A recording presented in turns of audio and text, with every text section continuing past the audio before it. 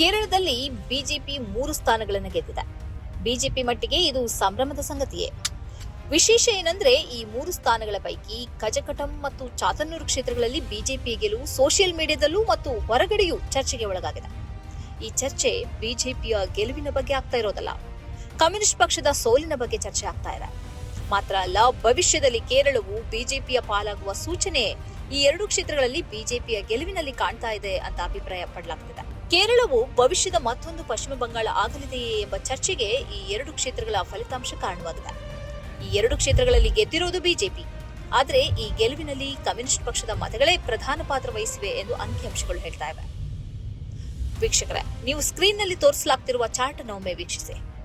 ಕಜಕಟಂನಲ್ಲಿ 2021ರಲ್ಲಿ ಎಡಪಕ್ಷ ಮೈತ್ರಿಕೂಟವು 63,690 ಮತಗಳನ್ನು ಪಡೆದಿತ್ತು. 2026ರಲ್ಲಿ ಇದೇ ಎಡಪಕ್ಷ ಮೈತ್ರಿಕೂಟವು 46,136 ಮತಗಳನ್ನು ಪಡೆದಿದೆ. ಅಂದ್ರೆ 2021ರಿಂದ 2026 ಚುನಾವಣೆಯ ನಡುವೆ ಎಡಪಕ್ಷಗಳು 17,554 ಮತಗಳನ್ನು ಕಳ್ಕೊಂಡಿವೆ. ಇದೇ ವೇಳೆ ಬಿಜೆಪಿಯು 2021ರಲ್ಲಿ 40,193 ಮತಗಳನ್ನು ಪಡೆದಿತ್ತು. 2026ರಲ್ಲಿ 46,564 ಮತಗಳನ್ನು ಪಡೆದು ಜಯಗಳಿಸಿದೆ. ಅಂದ್ರೆ 2021ರಿಂದ 26ರ ನಡುವೆ 6,371 ಮತಗಳನ್ನು ಹೆಚ್ಚುವರಿಯಾಗಿ ಬಿಜೆಪಿ ಪಡೆದಿದೆ. ಈ ಹೆಚ್ಚುವರಿ ಮತಗಳೇ ಬಿಜೆಪಿಯನ್ನ ಗೆಲ್ಲಿಸಿದೆ. ಇದೇ ವೇಳೆ 2021ರಲ್ಲಿ 32,992 ಮತಗಳನ್ನು ಕಾಂಗ್ರೆಸ್ ಮೈತ್ರಿಕೂಟ ಪಡೆದುಕೊಂಡಿತು. 2026ರಲ್ಲಿ 37,173 ಮತಗಳನ್ನು ಪಡೆದಿದೆ. ಅಂದ್ರೆ 2021ರಿಂದ 26ರ ನಡುವೆ 4,188 ಮತಗಳನ್ನು ಹೆಚ್ಚುವರಿಯಾಗಿ ಪಡೆದಿದೆ. ಇಲ್ಲಿ ಮತಗಳು ಕುಸಿದಿರುವುದು ಎಡಪಕ್ಷಗಳದ್ದು ಮಾತ್ರ. ಆ ಮತಗಳು ಬಿಜೆಪಿಗೆ ಹರಿದಿವೆ ಎಂದು ಹೇಳಲಾಗ್ತಾ ಇದೆ. ಎಡಪಕ್ಷಗಳ ಮತಗಳಿಂದಲೇ ಇಲ್ಲಿ ಬಿಜೆಪಿ ಗೆದ್ದಿದೆ ಎಂಬ ಅಭಿಪ್ರಾಯ ಇದೆ.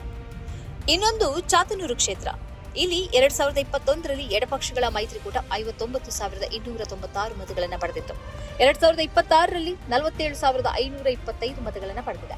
ಅಂದ್ರೆ 2021ರಿಂದ 26ರ ನಡುವೆ 11,771 ಮತಗಳನ್ನು ಅದು ಕಳೆದುಕೊಂಡಿದೆ. ಇದೇ ವೇಳೆ ಕಾಂಗ್ರೆಸ್ ಮೈತ್ರಿಕೂಟ 2021ರಲ್ಲಿ 34,280 ಮತಗಳನ್ನು ಪಡೆದಿತ್ತು. ಮೊನ್ನೆಯ 2026ರ ಚುನಾವಣೆಯಲ್ಲಿ 35,276 ಮತಗಳನ್ನು ಪಡೆಯಿತು. ಅಂದ್ರೆ 2021ರಿಂದ 26ರ ನಡುವೆ 996 ಮತಗಳನ್ನು ಹೆಚ್ಚುವರಿಯಾಗಿ ಪಡೆದಿದೆ. ಈ ಕ್ಷೇತ್ರದಲ್ಲಿ 2021ರಲ್ಲಿ ಬಿಜೆಪಿ 42,090 ಮತಗಳನ್ನು ಪಡೆದಿತ್ತು. ಈ ಬಾರಿ 51,923 ಮತಗಳನ್ನು ಪಡೆದಿದೆ. ಅಂದ್ರೆ 2021ರಿಂದ 26ರ ನಡುವೆ 9,833 ಮತಗಳನ್ನು ಹೆಚ್ಚುವರಿಯಾಗಿ ಪಡೆದು ಅದು ಜಯಗಳಿಸಿದೆ. ಈ ಹೆಚ್ಚುವರಿ ಮತಗಳು ಎಡಪಕ್ಷಗಳ ಕಾರ್ಯಕರ್ತರಿಂದ ಬಂದಿದೆ ಅನ್ನೋದನ್ನ ಈ ಅಂಕಿಅಂಶಗಳು ಹೇಳ್ತಾ ಇವೆ. ಕಾಂಗ್ರೆಸ್ಸಿಗೆ 996 ಮತಗಳು ಹೆಚ್ಚುವರಿಯಾಗಿ ಬಿದ್ದಿದೆ. ಆದರೆ ಎಡಪಕ್ಷಗಳ ಮೈತ್ರಿಕೂಟವು 11,771 ಮತಗಳನ್ನು ಕಡಿಮೆ ಪಡೆದಿದೆ.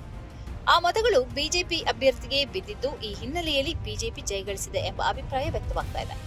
ಪಶ್ಚಿಮ ಬಂಗಾಳದಲ್ಲಿ 34 ವರ್ಷಗಳ ಕಾಲ ಎಡಪಕ್ಷಗಳು ಆಡಳಿತ ನಡೆಸಿತ್ತು. ಆ ಬಳಿಕ ತೃಣಮೂಲ ಕಾಂಗ್ರೆಸ್ ಎಡಪಕ್ಷಗಳ ಪಾರಮ್ಯವನ್ನ ಭೇದಿಸಿ 15 ವರ್ಷಗಳ ಕಾಲ ಆಡಳಿತ ನಡೆಸಿತು. ಈಗ ಅಲ್ಲಿ ಬಿಜೆಪಿ ಅಧಿಕಾರಕ್ಕೆ ಏರಿದೆ. ಹೀಗೆ ಬಿಜೆಪಿ ಬಹುಮತ ಪಡೆಯುವುದಕ್ಕೆ ಹಿಂದಿನ ಎಡಪಕ್ಷ ಕಾರ್ಯಕರ್ತರ ಪಾಲು ಬಹಳ ದೊಡ್ಡದಿದೆ ಎಂಬ ಅಭಿಪ್ರಾಯ ಇದೆ. ತೃಣಮೂಲ ಕಾಂಗ್ರೆಸ್ನಿಂದ ಬೇಸತ್ತು ಅವರೆಲ್ಲ ಬಿಜೆಪಿಗೆ ಮತ ಹಾಕಿದ್ದಾರೆ ಎಂಬ ಅಭಿಪ್ರಾಯವೂ ಇದೆ.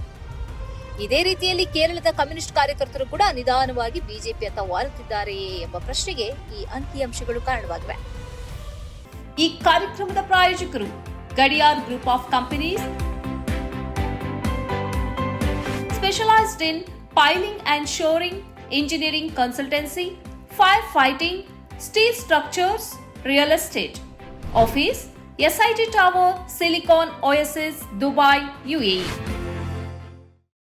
ಸ್ನೇಹಿತರೆ, ನಿಮ್ಮ ಅದ್ಭುತ ಬೆಂಬಲದಿಂದ ಸನ್ಮಾರ್ಗ ನ್ಯೂಸ್ ಚಾನೆಲ್ ಈಗ 2 ಲಕ್ಷ ಸಬ್ಸ್ಕ್ರೈಬರ್ಗಳನ್ನು ದಾಟಿದೆ.